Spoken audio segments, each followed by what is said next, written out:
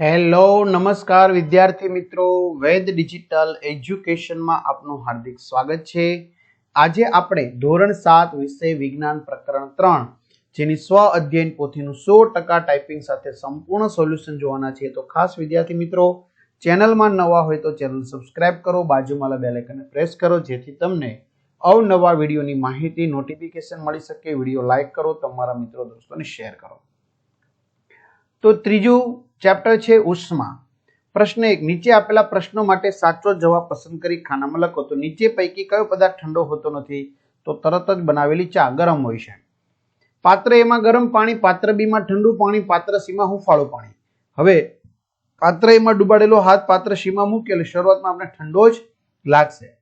તાપમાનનું માપન કરતા સાધનને થર્મોમીટર કહેવાય। માનવ શરીરનું તાપમાન છે 37 સેલ્સિયસ અથવા તો 98.6 ફેરનહીટ। એટલે વિદ્યાર્થી મિત્રો આવશે A અને B બંને, એટલે કે જવાબ આવશે C। બરાબર, 98.6 ફેરનહીટ પણ ગણાય। પ્રયોગશાળાના થર્મોમીટરની રેન્જ કેટલી હોય છે? -10 સેલ્સિયસ થી 100 સેલ્સિયસ। ધાતુની પટ્ટીમાં ઉષ્મા વહન પ્રયોગ સંદર્ભે નીચે પૈકી કયું વિધાન સત્ય છે? તો મીણબત્તી પાસે રહેલી પિન સૌથી પહેલા પડી જાય છે। નીચે પૈકી કયો પદાર્થ ઉષ્માનો સુવાહક નથી? પેન્સિલ। નીચે પૈકી કઈ ઘટનામાં ઉષ્મા નયન જોવા મળે છે? પાણીનું ઉકળવું, સાણસીનું ગરમ થવું, તપેલીમાં દૂધનું ગરમ થવું, આ ઉષ્મા નયનની ક્રિયા છે, એ અને સી। તો વિદ્યાર્થી મિત્રો, આવી રીતે તમારે ધોરણ 7ના સરસ મજાનું જો વિજ્ઞાન હજી તમને સમજાતું ન હોય તો ફેનિલ સરના વિડીયો તમે એકવાર ખાલી જોશો ને, તમે લાઈવ નિહાળી શકશો તો એ તમને વિડીયો મળશે। આ સિવાય બીજા બધા વિષયના પણ સરસ મજાના વિડીયો લેક્ચર તમને ફ્રીમાં મળશે, પરીક્ષાના સમયે પેપરો મળશે।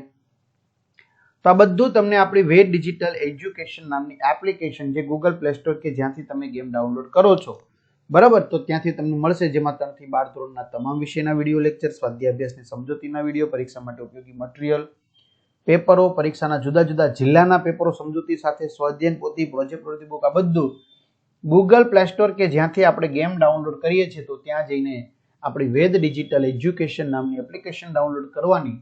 ખાસ ન ખ્યાલ આવે તો કોઈ ભણેલ ગણેલ વ્યક્તિની મદદ લેવાની। ઓપન કરશો એટલે પેજ ખુલેમાં તમારા પોતાના મોબાઈલ નંબર નાખો, સેન્ડ ઓટીપી કરો, 4 આંકડાનો ઓટીપી નાખશો એટલે પેડ કોર્સમાં તમામ પેડ પ્લાન એટલે કે પીડીએફ મળી જશે। એક્ઝામ પેપરમાં પેપરો, 3 થી 12 માં 3 થી 12 ધોરણના વિડીયો, તમારું ધોરણ તમારે પસંદ કરવાનું, વિષય પ્રમાણ પાઠવેલ વિડીયો, સ્વાધ્યાય પોથીના વિડીયો નિહાળી શકશો। ચલો ખાલી જગ્યા પૂરો। પદાર્થના ગરમ કે ઠંડા હોવાના પ્રમાણભૂત માપને તાપમાન કહેવાય। ઉષ્માના ગરમ છેડાથી ઠંડા છેડા તરફ વહન થવાની પ્રક્રિયાને ઉષ્માનું પ્રસારણ કહેવાય। જે પદાર્થો પોતાનામાંથી ઉષ્માનું વહન સરળતાથી થવા દે છે તેમને ઉષ્માના સુવાહક પદાર્થો કહેવાય। જે પદાર્થો ઉષ્માનું વહન સરળતાથી થવા દેતા નથી ઉષ્માના મંદવાહક કે અવાહક કહેવાય। ચલો મને ઓળખો, હું પ્રવાહીનું તાપમાનનું માપન કરું છું, લેબોરેટરી થર્મોમીટર। હું મનુષ્યના શરીરનું તાપમાન માપું છું, ક્લિનિકલ થર્મોમીટર। હું થર્મોમીટરમાં ઉપયોગમાં લેવાતી ધાતુ છું, પારો। વર્ગીકરણ કરો। ઉષ્માના સુવાહક તાંબાનો તાર, એલ્યુમિનિયમ, સોનું, ખીલી। અવાહક ચામડું, રબર, કાગળ, પેન્સિલ। ક્લિનિકલ થર્મોમીટર, તેમાં 35 સેલ્સિયસ થી 42 સેલ્સિયસ સુધીના તાપમાન દર્શાવતો અંક છાપેલો હોય છે। લેબોરેટરીમાં -10 થી 110 સેલ્સિયસ સુધીના તાપમાન દર્શાવતા અંક છાપેલા હોય છે।